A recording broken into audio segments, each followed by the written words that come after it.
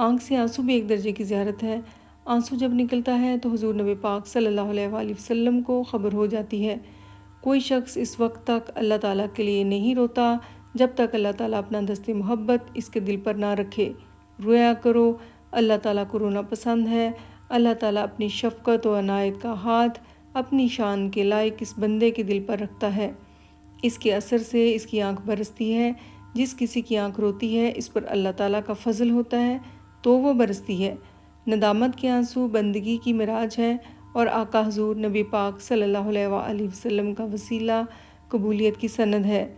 تعلق کی ایک الگ دنیا ہے۔ اگر وہ رلائے تو سمجھو اس سے تعلق بہت اچھا ہے، اگر وہ ہنساتا ہے تو سمجھو کہ سرسری طور پر گزار رہا ہے۔ اس لیے مانگنے والے نے مانگا کہ مجھے کبھی خشک آنکھ نہ عطا کرنا۔ اس کے پاس سب سے بڑا انعام کیا ہے؟ تر آنکھ۔ جس کی آنکھ تر ہو جائے سمجھو کہ وہ پار ہو گیا۔ میں نے پہلے بھی بتایا تھا کہ اللہ کا ایک نام آنسو ہے۔ جب آنکھ سے آنسو بہہ نکلیں اور نور نظر آئے دل میں کچھ اور ہی عالم ہوتا ہے، اس وقت ہماری محفل میں اس نام محمد کے صدقے بگڑی ہوئی قسمت بنتی ہے۔ مشکل نہ رہی ہرگز باقی جب ان کو پکارا مشکل میں۔